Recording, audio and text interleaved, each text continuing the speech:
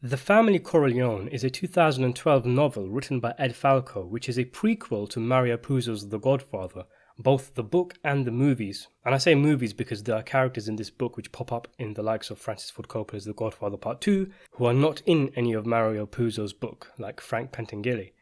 This is the fifth and final book in the Godfather franchise, but as it's a prequel, chronologically it's the first.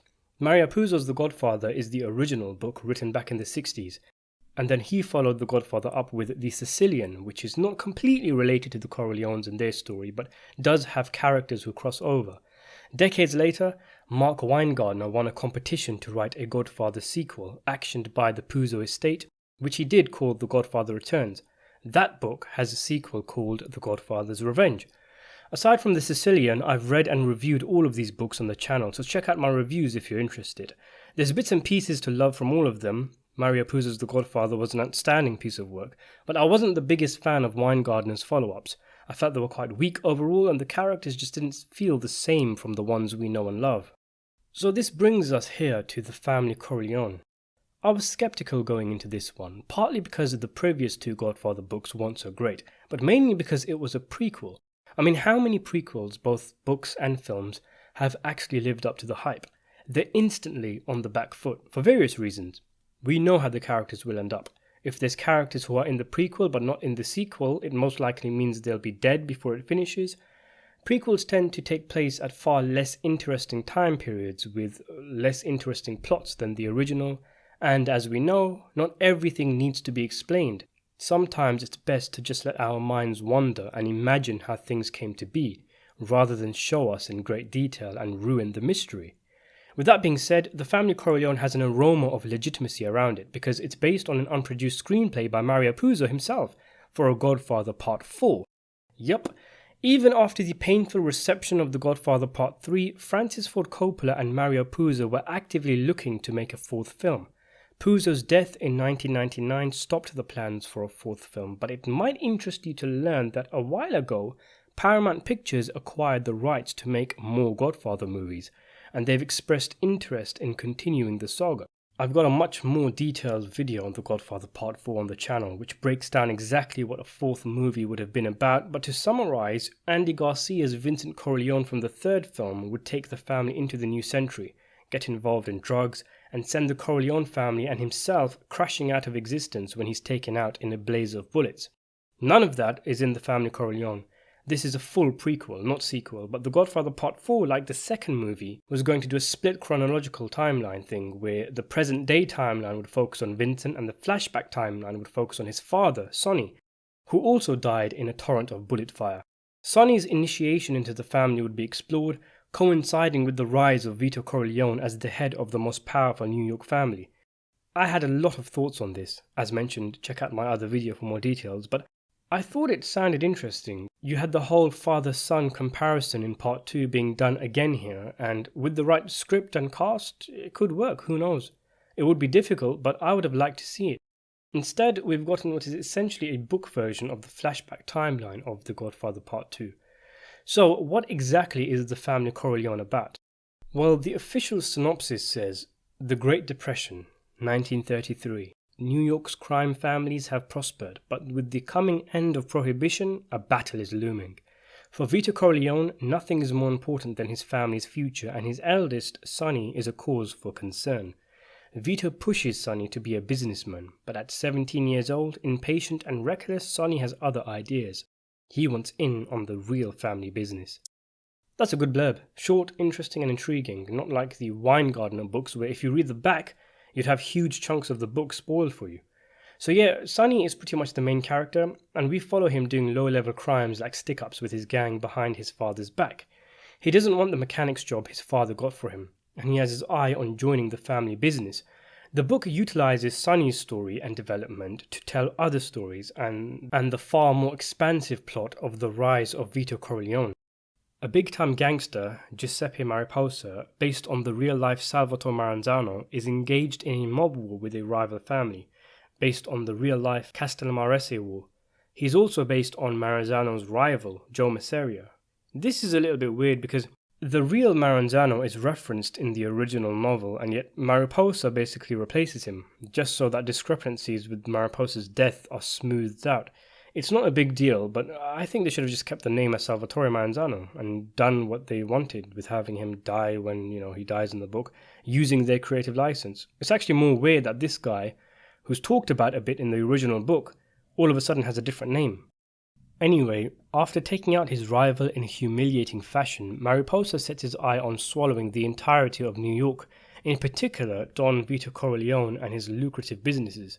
This kickstarts what is known as the Olive Oil Wars, which is covered in full, with guys like Tessio and Clemenza in their prime as Vito's capos, ending with the death of Mariposa and the partitioning of New York into 5 separate families who meet on occasion to discuss business and peace. And we more or less end the novel just a few years, I think, before the start of the first Godfather movie, maybe even a few months. Major characters from the Godfather movies like Emilio Brazzini and Frank Pentangeli are in this book, with their development and pre-Mario Puzo's The Godfather relationship to the likes of Vito Corleone very interesting elements of the family Corleone. Now some viewers might be thinking, well hang on, what about Michael? The Godfather trilogy is an exploration of Michael Corleone, from innocent American college boy to cold-hearted and ruthless mob boss to broken and fragile old man. How can you have a Godfather entry where he's not in the forefront? Well, that is something I mentioned in my video where I was talking about The Godfather Part 4, that it is weird to deviate away from Michael. However, he really isn't necessary here. He's just a kid, and him and Fredo are in the background here and there. There are a few scenes with them in focus, a bit of foreshadowing to future events, but really, there is more than enough story here with juicy characters that you don't miss Michael. In fact, at times you forget he exists. It's just not his story, and it would be detrimental to try and shoehorn him into it, like maybe having him kidnapped by mobsters or something.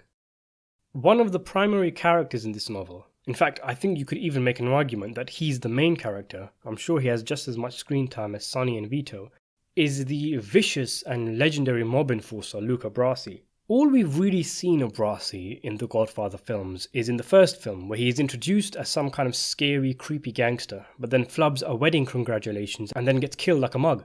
He's kind of like a lurch character. It's an anticlimactic end to the character, and the all-hype, no-delivery nature of his character arc is something I always refer to as the Boba Fett syndrome. But like Boba got his moment in The Mandalorian, so does Luca with the family Corleone.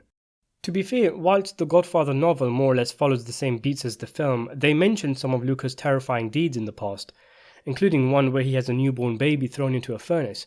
That one, plus others mentioned in the Godfather novel, like him hacking an assassin into pieces, are shown in full detail in this book. The family Corleone is as much of a Luca Brasi origin story as it is a Sonny Corleone one. Previously just one of the many interesting side characters in The Godfather, in this novel we get to peek into his head, his methods, his desires. We see his tragic relationship with his mother, his love-hate relationship with his girlfriend, who, if you remember, is actually the mother of the baby who Luca kills in the original Godfather book. Luca is already feared by many, even by the great Mariposa, with legends and myths that he's walked away from point-blank bullet shots to the heart and such. He isn't affiliated with the Corleone family at the beginning of this book, so we actually get to see how he became part of the family. We even see the very first meeting between him and Don Corleone, and also a second brilliant meeting when Vito visits Luca in prison to recruit him. Luca is a fascinating character in the family Corleone. He's really interesting and is utilized to his fullest. There was always the danger of showing too much of him, or making him too powerful, too intense that it all feels a bit unrealistic, but it works.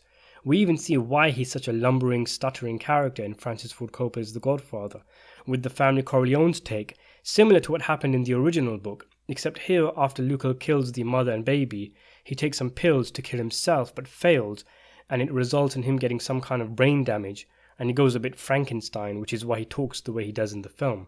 It's made clear that he's still the same killing machine underneath, only now it's masked in a layer of, well, a kind of stroke victim, in a manner of speaking. Some might not like the way they depicted Luca Brasi in the novel, but I thought it worked, and it was definitely a character they had ample room to explore with, because we hardly knew anything about him previously. Some things were a little different though. Overall, the consistency between this book and the other Godfather works is there, the Maranzano thing being an exception, but there are some things that are quite clearly different. For example, the original Godfather book says that Brasi chopped up one of Al Capone's hitmen in front of the other, and the second man was so scared he swallowed his gag and died. That's an awesome image. Imagine the fear that must have been going through the man to do such a thing. But here, sure, Luca chops up the first man, but the second is supposed to be sent back to Chicago to deliver a message. But then Luca changes his mind and then instead beheads the second man with a machete or an axe or something. So a clear retcon in the story there. But you know what? I really don't mind those instances where this happened, because for me, it's like The Godfather gives you the legendary version of the events, the things that might have been whispered amongst the mob soldiers, stories that were passed around. Did you hear that one of the assassins choked on his own gag? But then the Family Corleone shows us what actually happened, so both different stories do work and can coexist in the same canon. I have to say, I really enjoyed this book. I had a great time with it, much more so than Winegardner's works. It works as a prequel to the events of The Godfather. It puts so much into context. The relationship between Vito and Brasini, Vito's methods of rising and why he commanded so much respect, Luca Brasi's position as the unorthodox wildcard, Tom Hagen's relationship with the Corleone family, how Frank Pentangeli joined the family. There's just so much that is added to the richness of The Godfather that I see the films in a new light with this book. It's a great companion piece to Mario Puzo's novel and at the same time tells its own stories in a satisfactory way. The prose and style is similar to Puzo, and Falco managed to capture the sense of the Italian-American family life. There's one scene early on at the dinner table, and it's just everyone eating and talking, but it felt real. It felt like it's the kind of scenes we saw in Coppola's films. I was thinking to myself, there's no killing or violence in this scene, it's just a family having a meal, and yet this is so enjoyable. The new characters are interesting, the characters who are background characters in the films are expanded upon in great fashion, and those who we love and cherish like Vito, Michael, Sonny, Tom and everyone else act in such a way that they're not exactly like they were originally, obviously, as this is set years earlier, but they feel like the same characters. They feel like these characters are going to organically grow and develop into the ones we saw in the films and Puzo's original book. Falco has demonstrated a great understanding of the characters. You can picture them moving around and talking to each other. You can see them committing the actions they commit in the book. This was one of my biggest complaints about Mark Winegardner's books, that the characters feel so different, the only thing connecting them to the original ones is the names. But here it works. Here it actually feels like a real prequel. And as mentioned in my other video, I wasn't too sold on a prequel story centered around Sonny, but after reading this book, I can definitely see a movie working in the late 90s. I like the way the author wrote the characters in mind with the actors who played them in the movies, like Pentangeli being described as having a gravelly voice. A lot of the lines on Tessio made me laugh because the author kept making a point about how monotonous he is. It was almost like he was taking shots at Tessio. Every other page it was, he said this as if at a funeral. He said this in his usual mournful way. It cracked me up because obviously it was based on the actor who played him in the movie. Ultimately, if you want to come down to it, like I mentioned in my review of The Godfather Returns, these books are basically fan fiction, so you can take it or leave it. Was a lot of the story here how I imagined the likes of the rise of Luca, Vito, Sonny, etc. would be? No. Did I enjoy it? Yes. Can I buy it? Can I see it working into a film? For sure. For more videos, consider subscribing to the channel and hitting the notification button down below, and thanks for watching.